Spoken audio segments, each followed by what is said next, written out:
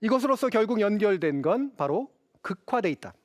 극단적으로 나눠져 있고 분절되어 있다. 이것도 좀 어려운 말이죠. 분절이라고 하는 건 뭐냐면 조각조각으로 돼 있다라는 뜻이에요. 근데 이 조각이 어떻게 나눠져 있어? 취향으로 나눠져 있습니다.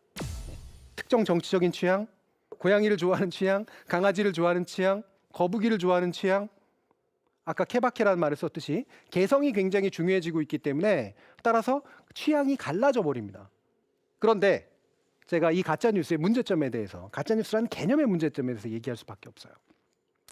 가짜뉴스라는 말을 쓰게 되면 뉴스잖아요. 근데 가짜잖아요. 그죠? 그런데 뉴스의 형태를 띠지 않은 허위 정보도 굉장히 많습니다. 여러분들 카톡으로 퍼지는 게 반드시 뉴스의 형태를 띠지 않은 경우들도 있잖아요. 물론 뉴스의 형태를 띈 건 더 위험해요. 왜? 더 쉽게 믿으니까. 그죠? 그러니까 모든 걸 다 가짜뉴스라고 해버려요. 여러분 트럼프 대통령이 했듯이 나하고 반대된 얘기하면 가짜뉴스, 가짜뉴스. 그죠? 가짜뉴스라고 낙인을 찍는 순간 안 들어버리면 되기 때문에 따라서 실제로는 그 안에 진실들이 담겨져 있을 수 있음에도 불구하고 거부해버립니다. 정치적으로 이용되는 경향이 있어요. 즉 가짜뉴스라고 하는 것들을 너무 좁게 정의하는 것도 문제지만 그걸 또 너무 넓게 적용하는 것도 문제가 됩니다. 왜?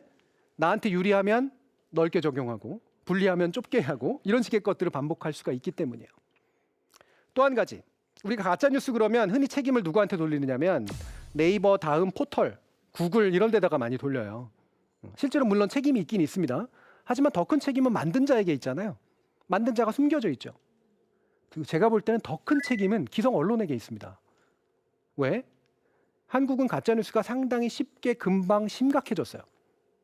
이유가 뭘까? 기성 언론이 모범적이지 못했습니다. 아주 옛날 거 기억해 보시자면 예를 들면 북한에서 댐을 무너뜨리면 물이 넘쳐가지고 서울까지 찰랑찰랑 한다는 거.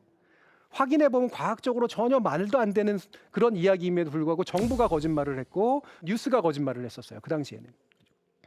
어떤 기성 언론들도 그거를 체크해 주지 못했습니다. 오히려 나서서 거짓말을 했죠. 이거를 알던 사람들은 그 당시에도 이른바 유비통신에서 유언비어를 외로 더 믿을 만하다라고 생각했어요.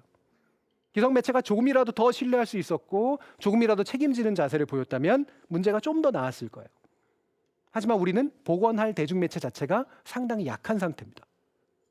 세 번째, 이것도 중요한데요. 여러분 팩트체킹이라고 하는 말들 많이 들어보셨을 거예요. 팩트체킹이란 말 그대로 사실을 확인한다 이겁니다. 예. 근데 이거는 뉴스라면 너무나 당연한 거예요. 사실을 확인해야지 내보낼 수 있죠. 확인 안 된 건 내보낼 수 없거든요.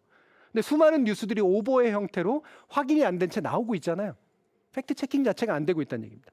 자, 그럼 팩트체킹하면 되겠네? 그렇게 하는 순간 서로 싸웁니다.